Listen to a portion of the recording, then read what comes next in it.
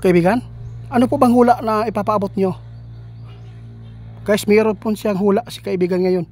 Mayroon po daw isang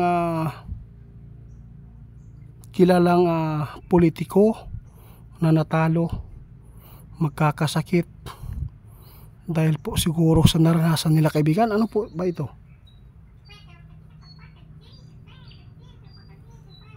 Nako guys, lubos-lubosin na daw natin guys.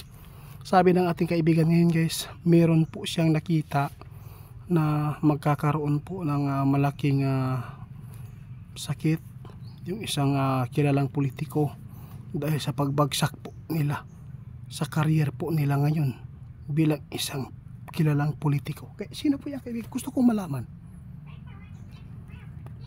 Hindi pwede natin banggitin guys kung sino po. Basta sinabi ni kaibigan, abangan po ninyo guys na mayroon pong tao na sobrang stress po at saka magkakasakit dahil po sa naranasan po niyang talo. Ito lang yung ano po panawagan po natin, baka po makapanood siya.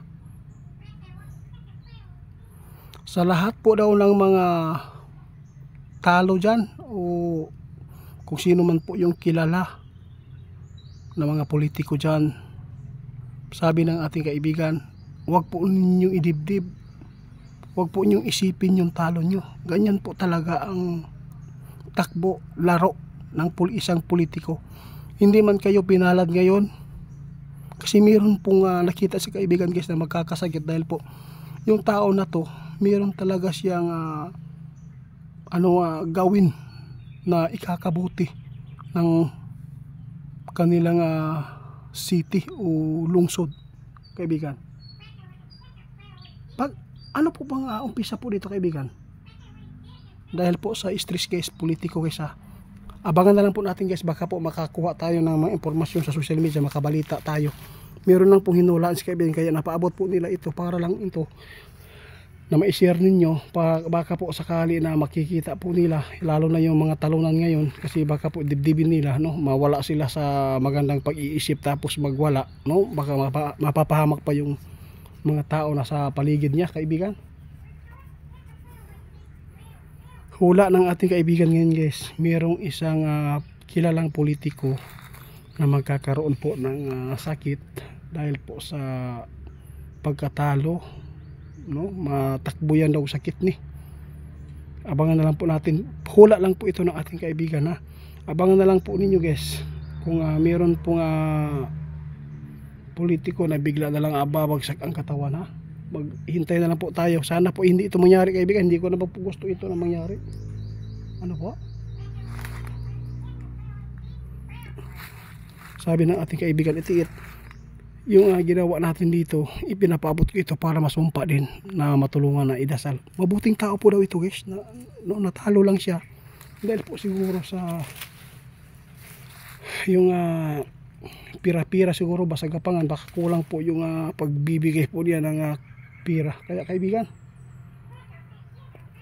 ito po talaga ang nakita nyo na meron pong mga politiko ngayon na bigla na lang magkakasakit dahil sa stress at saka yung naranasan po niya na talo.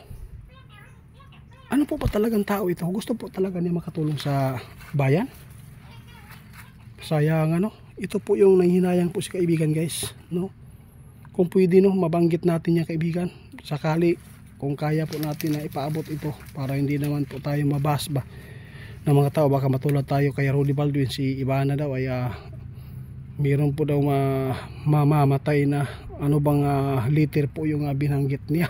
Kilala na vlogger na meron pong matay, baka matulad tayo ba.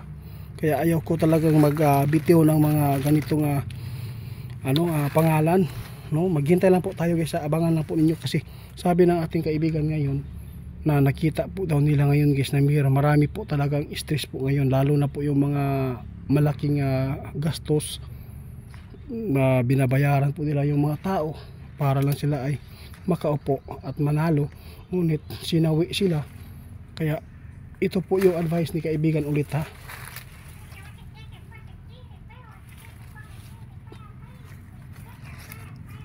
ingon si kaibigan, huwag niyong dibdibin kung talo man kayo, mayroon pang susunod nitong eleksyon.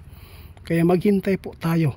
Huwag lang po kayong mawalan ng pag-asa, dahil po ang mga tao na mabubuting puso, no, kahit mabubuti ka man, kung hindi ka pinalad, wala talaga.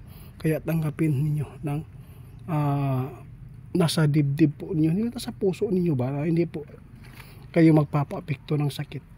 Kahit po meron po kayong ginastos na sarili nyong pera, ano na lang, isipin nyo na lang po ay naitulong po ninyo yan sa mga tao, kaibigan. Totoo po yan. Marami guys, sa pagkakaroon guys, sa totoo lang, meron po akong nakuha ngayon, no, na meron po talagang nasa hospital dahil po ay hindi natanggap ba ang pagkatalo, no, nadala, hindi po daw makahinga.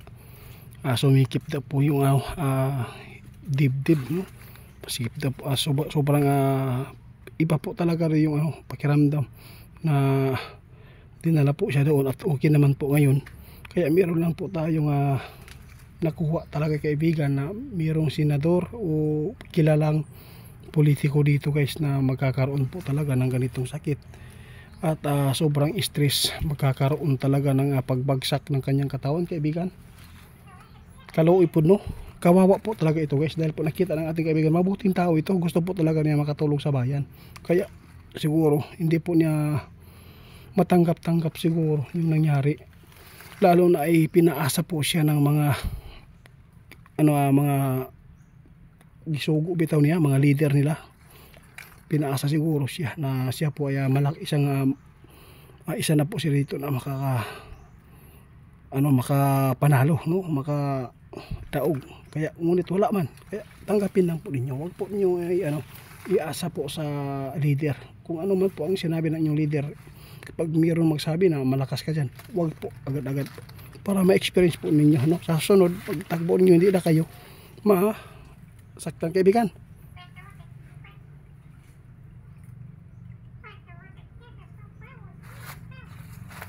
May tao guys. Tirahin mo yan, kaibigan. May tao kanina pa daw guys. Puntahan mo. Sige, puntahan mo. Maghihintay lang ako dito guys, maghihintay pala tayo dito guys. May tao daw guys, dalawa. Gumagapang daw papunta dito sa atin. Baka akala siguro na magnanakaw tayo dito sa saging.